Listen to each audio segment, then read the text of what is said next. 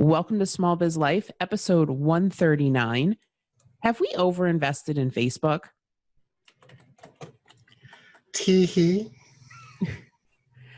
So this is actually something that Jeff and I, we talk about this quite a bit, when we're trying to kind of figure out like, okay, what do we do with our business? Like, so as an accountant, I'm a planner. We did a whole episode on like contingency plans and disaster plans.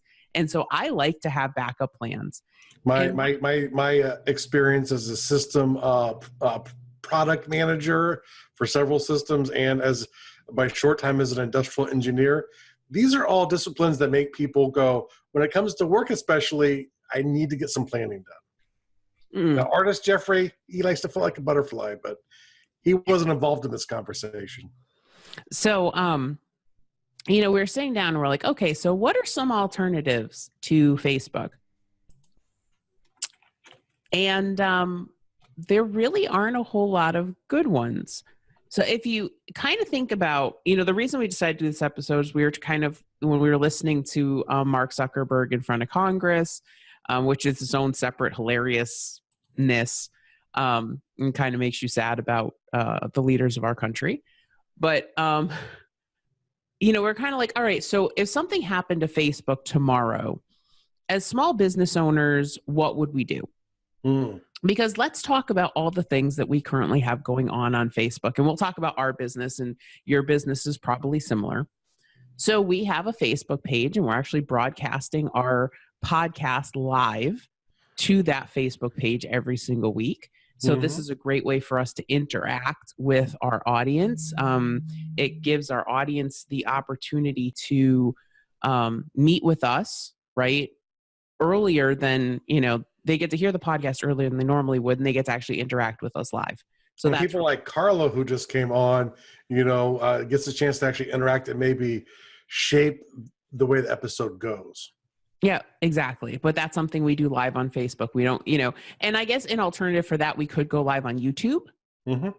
But, one of the other cool things with Facebook is that we put up an event every week, and it reminds people to come, listen to the podcast live.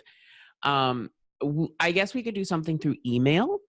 We could do like an Eventbrite sort of thing, or we could put it on other calendars. But the problem is, one of the things that makes Facebook unique is that people spend so much time in Facebook. And so, your notices get noticed, your lives get noticed, your events get noticed. I don't know any other platform where that would happen. You agree? YouTube is trying to integrate some more of that stuff in there, but Facebook right now is leaps and bounds above anyone else when it comes to sort of the organic side of the stuff moving out, even with all of the throttle backs. Yeah, no, and that's the thing, that's one of the problems is there's not a good alternative, right, for where to go. So, okay, so we've got the page, we've got the events, we have groups on Facebook. Okay, we have several groups on Facebook, not only that are our groups, but the groups that we're involved in. You could have forums, but now you're talking about having forums on every single website, managing the forums, trying to drive traffic to those forums. Google Plus has groups. LinkedIn has groups if you've got a business, but people are not spending the time on those channels that they're spending on Facebook. Yeah. And I'd say too, even like there's like one group that's pretty large that I check in on Google Plus still. Very good, not business wise. I don't know if there are any good business groups left on Facebook or Google Plus. But even that group, it's mainly, it's kind of like some of the groups here where it seems to be mainly some sharing out and not a lot of interaction. So, unless you like want to go to a Reddit, which a lot of people don't want to be in, then, Facebook is probably the most active with user engagement. Even at this point, like a couple of years ago when we started, I was very active on Twitter. But then there was about a year where you could see the shift to everyone was interacting back with you through bots. So, you'd follow them and they would send you a direct message instantly or within a minute. And it just became like, if I'm not having conversations with people, I can't do my type of, attraction marketing, which is sort of my unshavenness going out there and saying, hey, let's have a conversation. Maybe it'll help and intrigue other people. And maybe they'll click through, do that Gary Vaynerchuk thing and click through one of my links in my bio because they like. Mm-hmm. Yeah. And it's interesting because a couple weeks ago, Facebook turned off all of the APIs, right? And the APIs are basically what we use to connect to all different other pieces of software. So all the schedulers got turned off, all of the chat bots got turned off, basically every external thing. Like for a while, like Be Live and Zoom didn't work. Nothing, you couldn't use anything external to plug into Facebook because they wanted to review how the data was transferring between their service and those other services. If they did that on Twitter, I would imagine that the amount of traffic on Twitter would decrease by at least half. Because there is so much automated traffic on Twitter. Yeah. So, and it might, I would imagine it's probably even more than that. Yeah, it probably really is. I mean, a lot of times, even when people are following you, it's through a bot. I mean, it's pretty bad. And, you get into these games of follow, unfollow, and now with bots, it's even more complicated. I still go to Twitter and I respond to people who respond to me, but I no longer am actively looking for conversation there because I don't know if I'm even talking to anyone. So that's the thing, right? So you figure, if you're on Facebook, right, at least, like the comments that you're getting, the reactions that you're getting, they're people, right? And so you've got that aspect of it that's really hard to get anywhere else. You can get on Instagram. Mm-hmm. Oh yeah, that's owned by Facebook. Mm-hmm. Okay. So you see how this is getting, this is really difficult. And all we've talked about is free traffic so far, right? So we've talked about pages, we've talked about groups, messenger bots are a really interesting way that you can connect with people on your page. Mm-hmm. I know a lot of people that are using messenger bots very successfully. If you want to know more about messenger bots, Stephanie Blake is a really good person to go talk to. She is a wizard with messenger bots. But if you're not really sure what they are, basically it's an automated way. If you get people to type something into a comment on a thread, usually it's a particular term, then like this automated sequence will start with them inside the messaging system in Facebook. So there are a lot of people who use this to communicate, to deal with like basic customer service issues, to deal with frequently asked questions. There's a lot of things that you can do, and you can actually set up very complicated trees of discussion with people completely automated. You can do this this is one thing you can do on your website, right? There are actually services that you can buy that will do this on your website, right? And you've probably been to websites before, right? Where it kind of pops up like, hey, do you have any questions? A lot of those are actually automated. So, but then again, you're trying to drive traffic to your website, right? And, people spend so much time on Facebook, unless you're natively driving a lot of traffic to your site, this might be a little bit difficult, but that's one that you could totally do outside of Facebook just fine. So chatbots are a really cool thing. So now let's talk about ads. It's funny because Facebook got in trouble, right? Primarily because of ads. A lot of the questions were about ads and the data, which one thing that Congress does not seem to understand is that when you place an ad on Facebook, you don't know who the people are who are getting the ad unless you get their email address because they sign up with you or they buy from you. Yes, I can't with my business go buy people's personal information from Facebook. Maybe some clever developers who are creating apps, especially when they're pulling people off the app to their third-party platform. That's a different scenario. But, for a business, it's about getting the traffic into your opt-in to get that communication going, or if you have a messenger bot, be a messenger bot. But it's not like, it's like we can't buy like, we want 500 people who look like this from Facebook. Now we can say we want to look at people who have certain characteristics, but we don't know who they are. Right. And remember, it's not going to tell you, it's not going to give you a list of people, right? It's going to push the ads out to the people it thinks are appropriate. And as it kind of, one of the cool things with Facebook ads is as they learn better, right? So it's like, oh, these type of people are really resonating with this ad. We're going to, look at their demographics and try to get your ad in front of more people like them. So that is one thing that is very cool. Yeah. You do have other options with ads, right? But again, go back to how much time do people spend on these different platforms? So people spend a lot of time on Facebook every day, and they spend a lot of time on Instagram every day. And again, Instagram is owned by Facebook. So you can run ads to Instagram that are going to be pretty similar to what you can do with Facebook as far as demographics are concerned. You can target other people's audiences. You can target other pages. You can target some of the big groups. So you do have a lot of flexibility there in what you can do with ads on Facebook.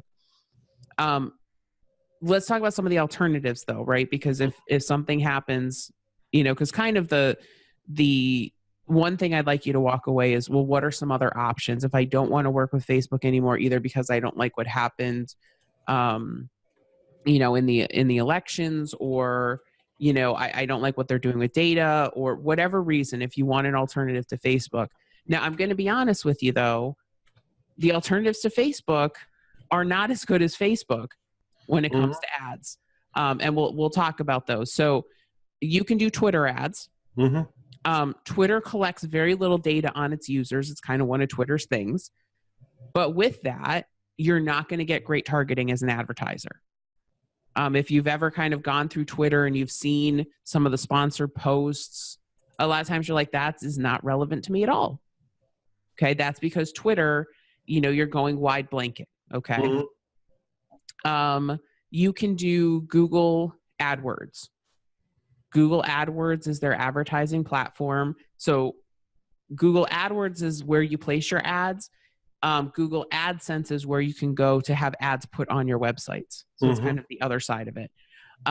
With AdWords, Google has great demographic information, but the issue with Google a lot of the time is that you have to,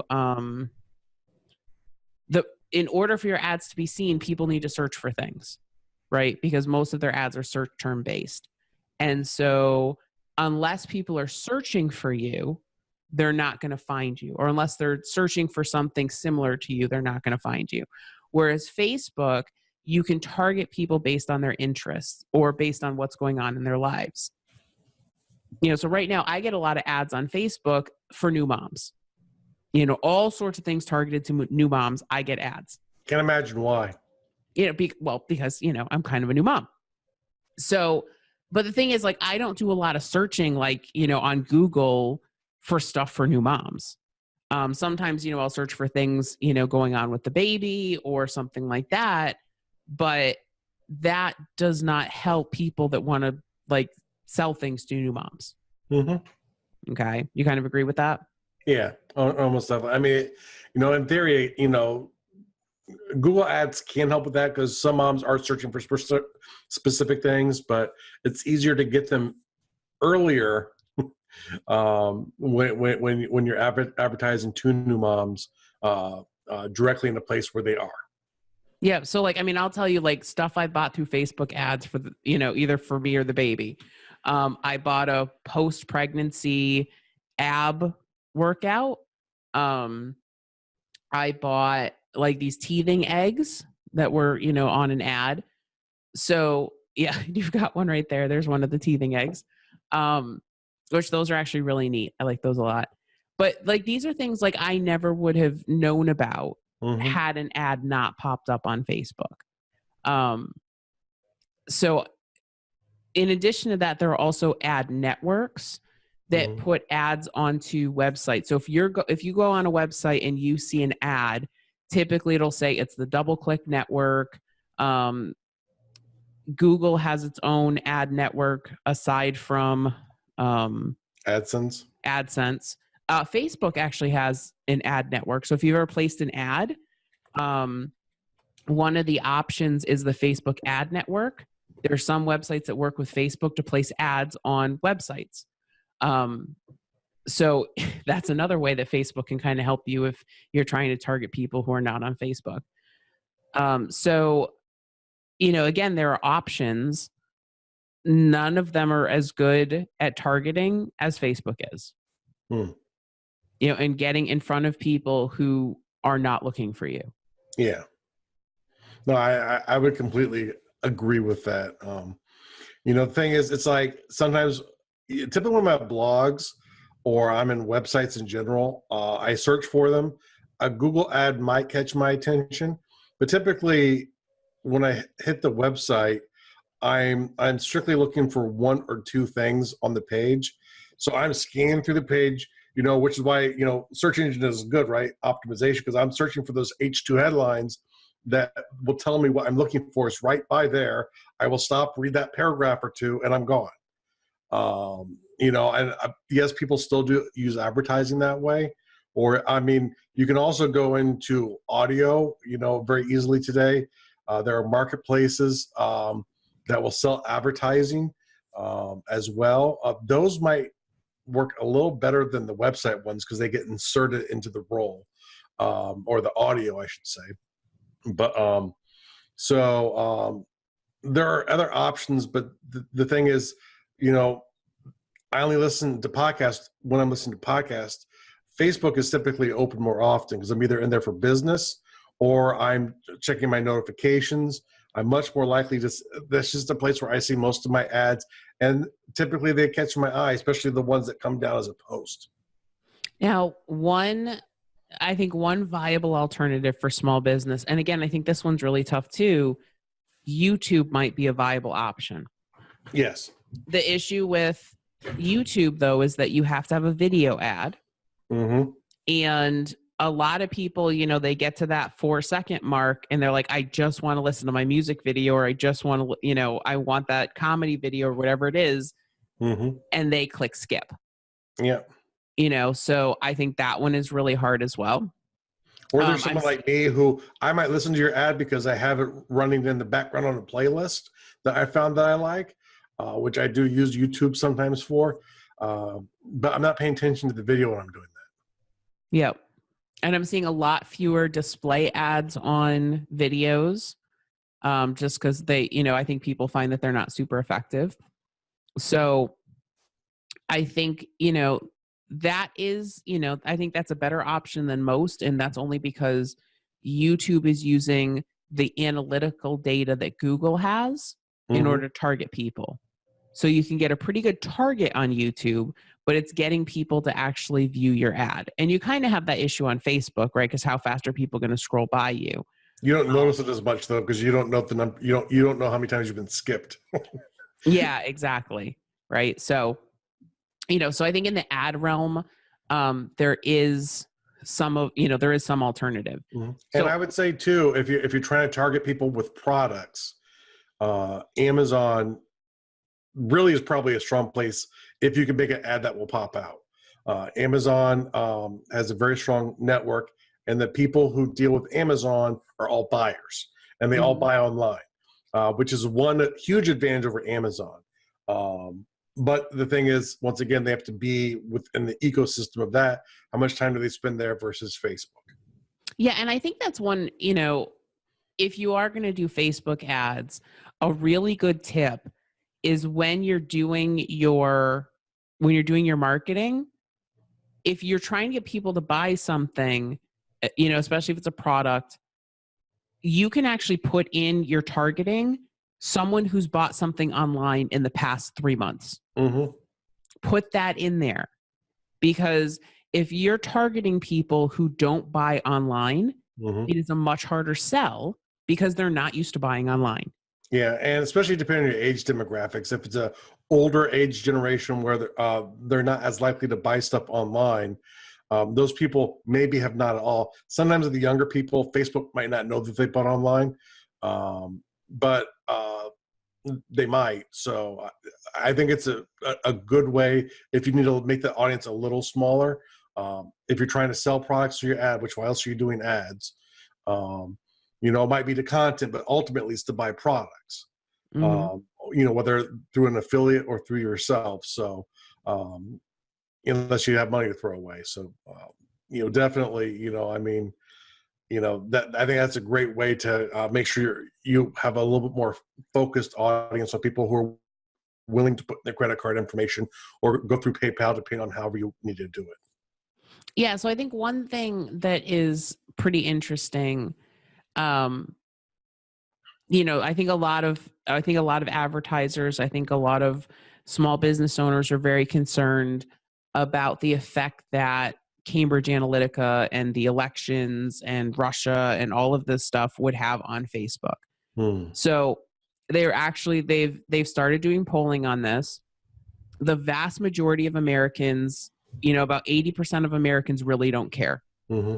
They don't care. It's not changing the way they're using Facebook.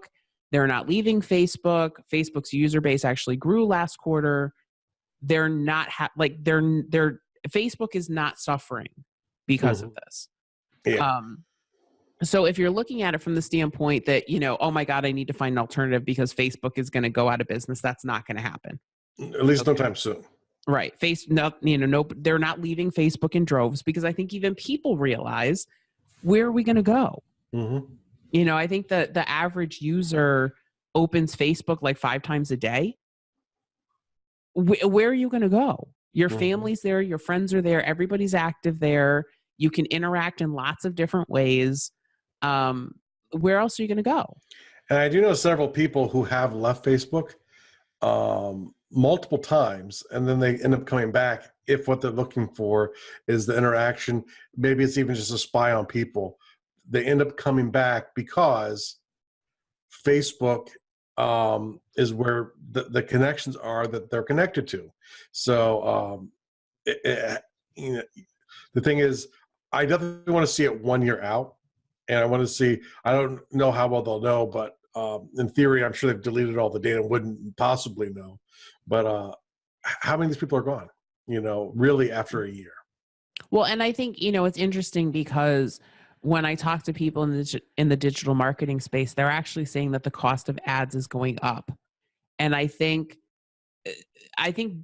business owners who watched the hearings and heard, Mark Zuckerberg talk about, well, we don't give you the data, but you can target very specifically and da da da. And I think a lot of business owners went, oh my God, I can do that.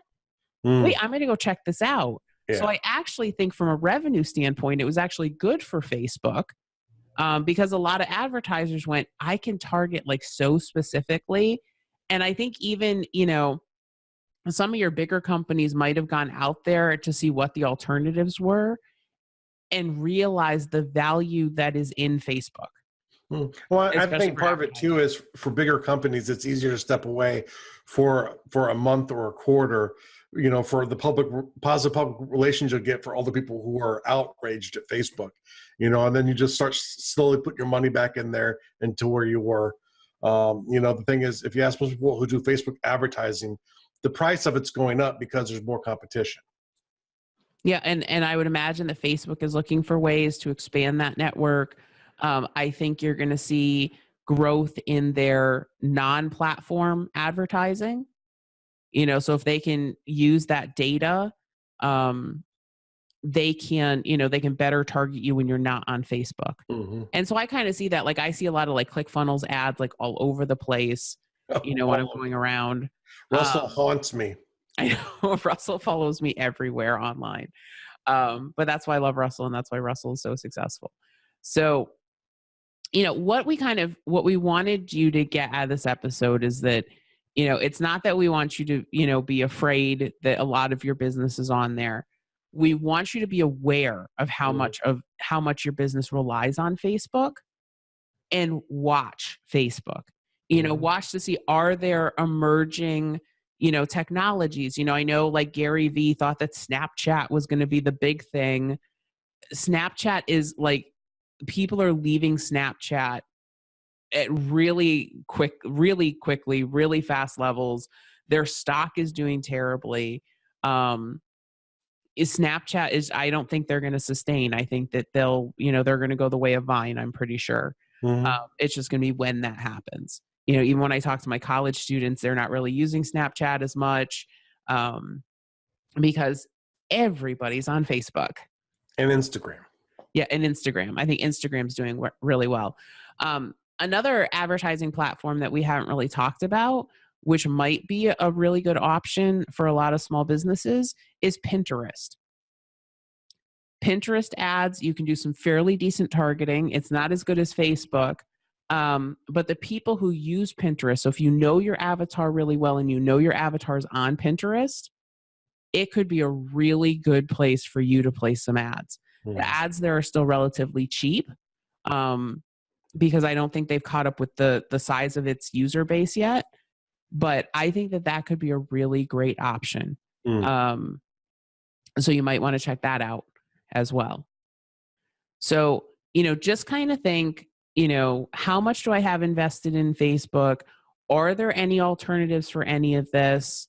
Because I think we've all kind of gotten comfortable and assume that Facebook is just going to be around forever, and Facebook is just, the issue is that as Facebook becomes more and more dominant, they can throttle back our traffic more on our pages. I mean, right now pages are pretty much useless unless you're going to do live video or unless you're going to run ads.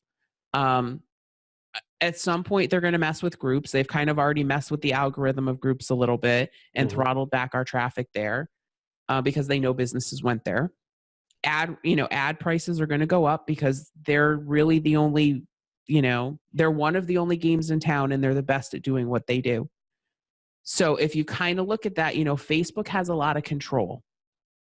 And that's one thing that I don't like. So right now there aren't a lot of great alternatives, but I think as Facebook starts kind of realizing how much control they have, something else is going to pop up. And so keep looking out for those new technologies. We'll keep looking out for those new technologies for you. Yeah. And, I'd say too, as you grow your advertising budget and your marketing budget, which I know you all are, as you do it, take a percentage and try out other platforms, because generalities don't necessarily equal success for your business or not. Maybe you get a higher click-through rate on a Google ad. And so check out the cost to see how much traffic you're getting through your funnels from, one ad platform versus another, because then, the best influence you can have on Facebook is shifting out your revenue. So test out other platforms, see if they work for you and your business. Keep the money small until you can test it out, though. So do that on top of watching out for the new technologies, because ultimately the dollars will help drive the conversation, because ultimately the avatar of Facebook are business advertisers. It's not the content providers unless they happen to advertise. So I can sit there and complain like my content isn't getting as much attention as it did 6 months ago, but it doesn't matter. But if ultimately you can shift your money around, at least temporarily, and know you can sustain, that is a way for you to help get influence over Facebook when they make changes that hurt your business. Right. Absolutely. Yeah. I really like that suggestion. That's awesome. So, let us know, either if you're watching this on Facebook, let us know what you think in the comments, or, you can go into our Facebook group, facebook.com/group/smallbiz.life. See, even the group is there. And let us know what you think, because I think as business owners, we got to kind of strategize on what else we can do so that, this very dominant platform doesn't become a sink or swim for all of our businesses. So thank you so much for joining us this week, and we will see you next time.